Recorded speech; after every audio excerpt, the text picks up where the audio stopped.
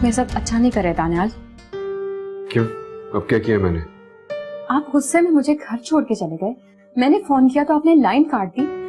आप क्या कर रहे हैं मेरे साथ? देखो ईमान, ये सच है कि मैंने पूरी दुनिया से लड़के तुम्हें अपनाया है, लेकिन इसका ये मतलब नहीं है कि मैं तुम्हारा इस तरह का बिहेवियर बर्दाश्त करूंगा। आज तक किसी की मजाल नहीं है मुझसे इस तरीके से बात करने की। और तुम? आपके घर वाले, इवन आपका बेटा मुझसे बदतमीजी करता रहे, वो ठीक है। सारिम ने बदतमीजी की है तुमसे?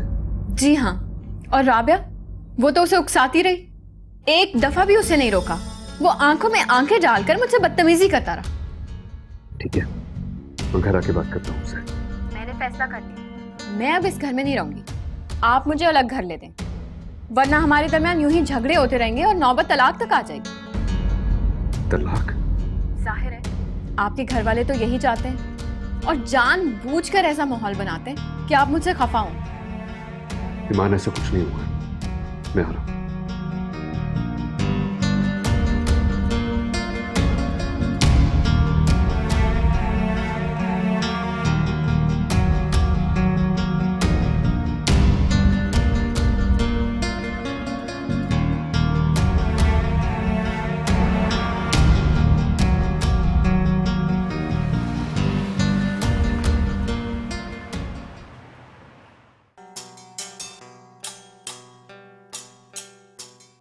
सारिम, सारिम क्या है?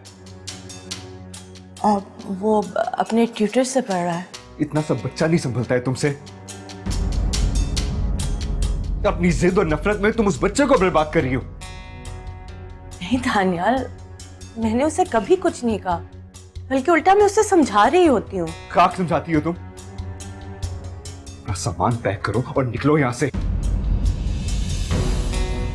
मैं मजीद बर्दाश्त नहीं कर सकता।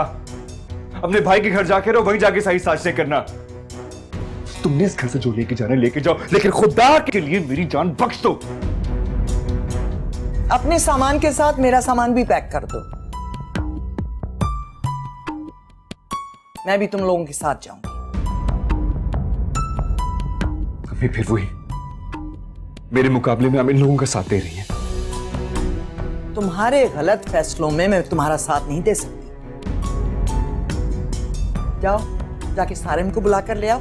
हम अभी और इसी वक्त यहां से जाएंगे। और खबरदार, खबरदार, जो कोई चीज यहां से लिए या किसी चीज को हाथ भी लगाया है तुमने तो सुना नहीं तुमने? जाओ, जाके सारिम को ले आओ।